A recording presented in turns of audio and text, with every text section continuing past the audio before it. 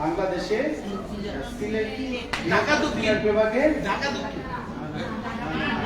মৌলভীবাজার অন্তর্গত বিহারীবাজার পণ্ডিতপাড়া নামক একটি জায়গা আছে। তো ওখানে হচ্ছে এই শ্রীবাস ঠাকুর যে ওনার জন্মস্থান, এবং ওনার যে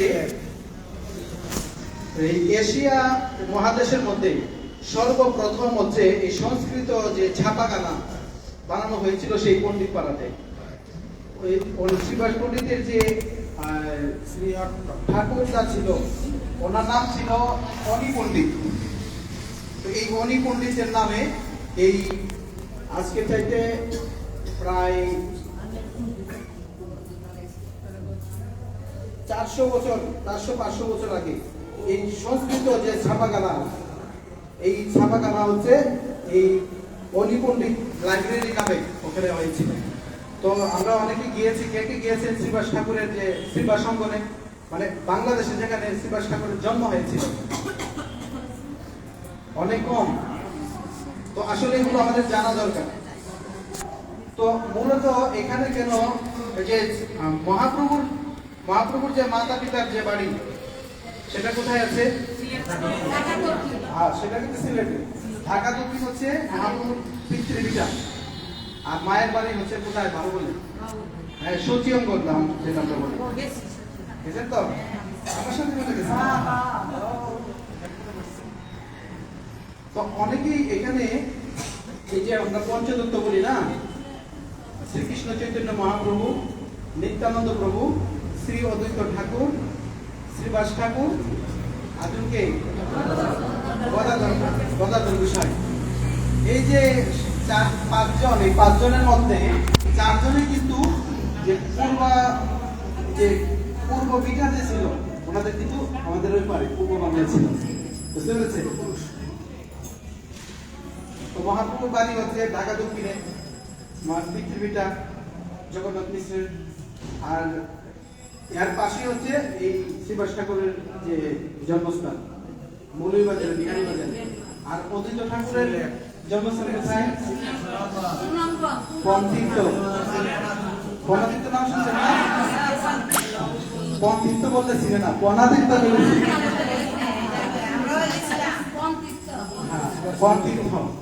পন্থিত্ব ধাম। আর কে বাকি আছে? শ্রী অদ্বৈত ঠাকুর, গদাধর কোথায় যেন? বাঁশখালী না? ওই যে বাঁশখালী, হ্যাঁ। আমি গেছি কিনা আমার স্মরণ হচ্ছে না। আরেকটা জায়গা আছে না, বাসুদেব মুকুন্দ। আর নিত্যানন্দ প্রভুর জন্মস্থান হচ্ছে এক চক্রাধাম, বীরভূম। এখান থেকে আপনার প্রাইভেট কারে 3 ঘন্টা 7 ঘন্টা সময় লাগে। তো এই 5 জনের মধ্যে 4 জনই হচ্ছে আমাদের, মানে আমরা যেখানে থাকি ওই অঞ্চলে। তো ভক্তি পুরুষোত্তম মহারাজ একদিন উনি বলছিলেন আমাদের আলোচনার মধ্যে, যে ধান গাছের চারাগুলো যেমন কি হয়, এক জায়গার মধ্যে কি করা হয়, চারা দেওয়া হয় এক জায়গায়, আবার তার উর্বরের জন্য আরেক জায়গার মধ্যে নিয়ে লাগানো হয় কি না? তো বলছে যে এই ভক্তির প্রচারের জন্য মহাপ্রভু যে এসছে, যে মূলত যে মূল যে উৎপত্তিটা, সেটা আছে এই পূর্ববঙ্গই। তো ওখান থেকেই সবাই হচ্ছে কি হয়েছে, আবির্ভূত হয়ে এখানে এসে ওনারা বৃহৎ প্রচারের উদ্দেশ্যে একত্রিত হয়েছে। কারণ তৎকালীন সময় নবদ্বীপ ছিল হচ্ছে পড়ালেখার জন্য খুব উন্নত। যেমন আমরা এখন সারা পৃথিবী থেকে আমরা অক্সফোর্ডে বা বিশ্ববিদ্যালয়ে পড়তে যাই, এরকম সংস্কৃত শিক্ষার জন্য এই নবদ্বীপ দাম ছিল খুব উন্নত। এই জন্য সবাই এখানে পড়ালেখা করতে আসতো। এবং আপনারা জানেন যে নিমাই গৃহে গিয়েছিলাম আমরা, নিমাইকেও আমরা নিমাই পণ্ডিত নামে জানি। তো এখানে মহাপ্রভু কি করেছিলেন, যে হরিনাম, এই কলিযুগে যে হরিনাম নিয়ে এসেছেন মহাপ্রভু, এই হরিনামটা কোথা থেকে মানে প্রচারটা কত শুরু হয় বলতে পারেন? এই শ্রীবাসন মহাপ্রভু প্রতিদিন এখানে এসে এই সংকীর্তন করতেন, হরে কৃষ্ণ হরে কৃষ্ণ কৃষ্ণ কৃষ্ণ হরে হরে, হরে রাম রাম রাম হরে হরে। তো মহাপ্রভু প্রতিদিন এই শ্রীবাসনে এসে কীর্তন করতেন।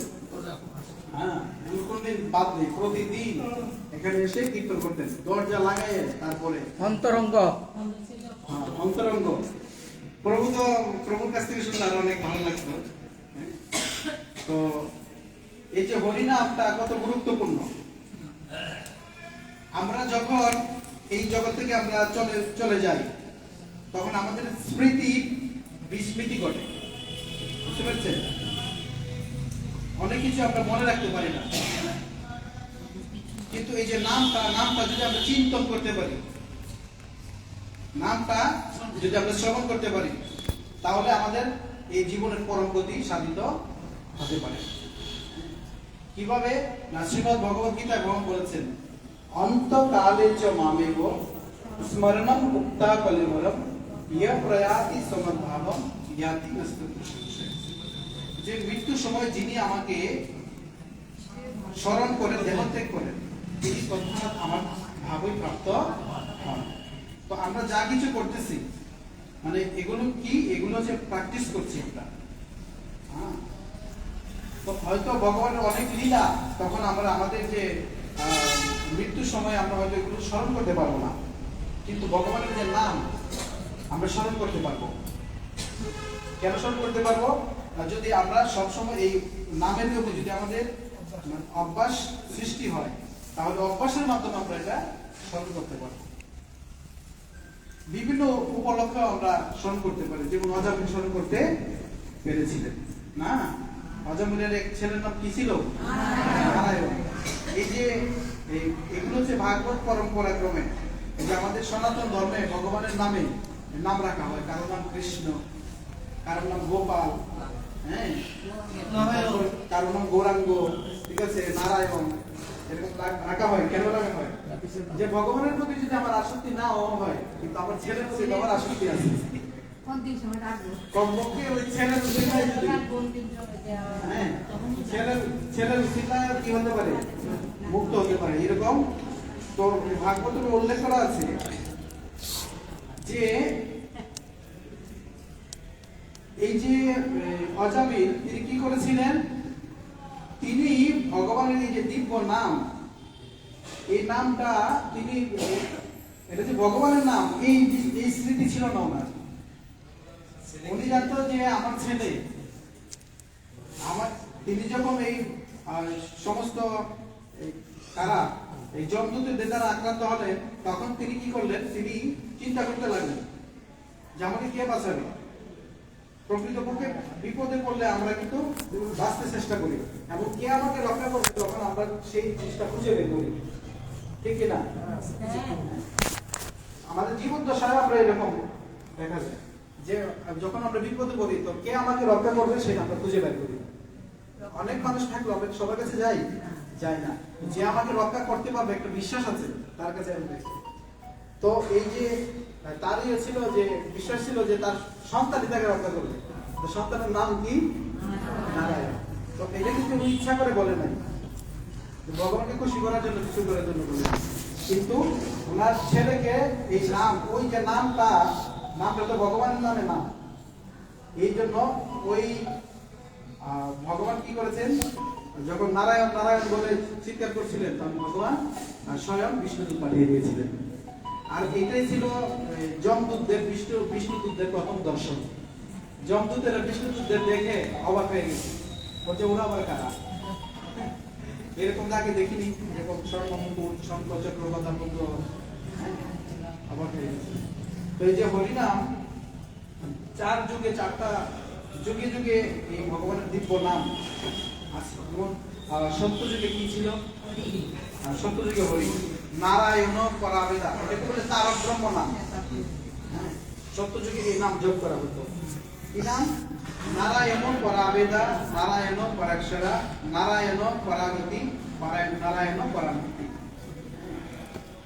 এরকম ত্রেতা যুগে নাম রাম নারায়ণ অনন্ত মধু সুদন কৃষ্ণ কেশব কংসারে হরে বৈকুণ্ঠ বামন। এটা হচ্ছে ত্রেতা যুগের মন্ত্র ছিল। মানে এক একটা যুগে এক এক ধরনের মানে উদ্ধারের যে একটা মন্ত্র থাকে না, আলাদা আলাদা থাকে। যেমন যখন আমল চলে যায়, এক একটা আমল চলে যায়। ব্রিটিশ পিরিয়ডে আমাদের দেশে কি চলতো? ব্রিটিশের টাকা করে চলছে নাকি? কিন্তু যখন ওইটা চেঞ্জ হয়ে গেছে, এখন কি ওই টাকাগুলো চলে? এখন ওগুলো বাতিল হয়ে গেছে। তারপর হচ্ছে নতুন আর একটা বাংলাদেশের টাকা চলে আসছে, ঠিক না? ঠিক একই রকম ভাবে যুগে যুগে যাতে, কেন? কারণ যাতে এটা সহজ। এই দাপর যুগে কি মন্ত্র ছিল? হরে মুরারে মধুকৈটবারে গোবিন্দ মুকুন্দ, এক্সিস্ট আমি অনেকদিন ধরে বলি না, গোপাল সরে যজ্ঞেশ্বর নারায়ণ কৃষ্ণ বিষ্ণু নিরাশ্রয় মাম জগদীশ রক্ষণ। অনেকদিন ধরে বলি না, এই জন্য আটকে যাচ্ছিলাম।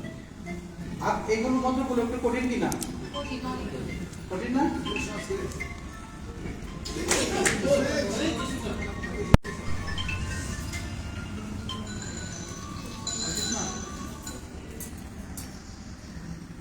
আচ্ছা ঠিক আছে, ঠিক আছে। পার্কিং এর সামনের দিকে রাখেন, হ্যাঁ পার্কিং এর সামনে রাখেন, সামনে বেশি দূরে নিয়েন না। হ্যাঁ হ্যাঁ, একটু অনেক মাঠের একটু শেষে রাখেন, সামনের দিকে রাখেন। হ্যাঁ সামনের দিকে রাখেন।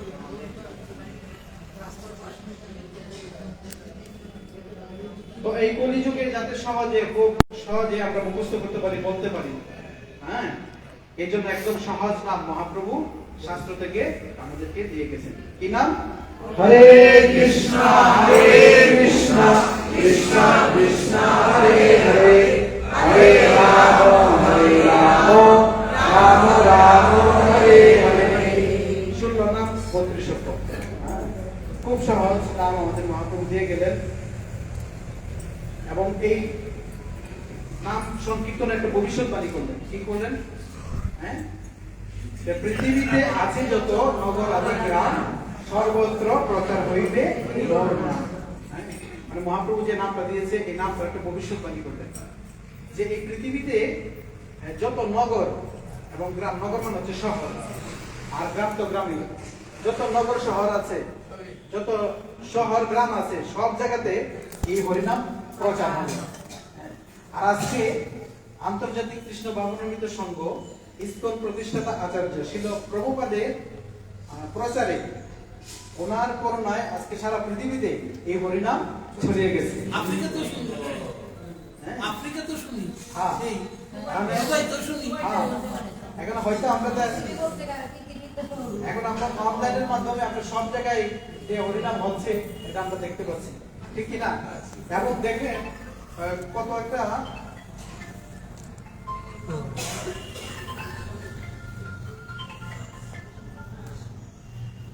একটা সুন্দর বিষয়, যেখানে আমাদের সনাতন ধর্মে কোনো লেশমাত্র কোনো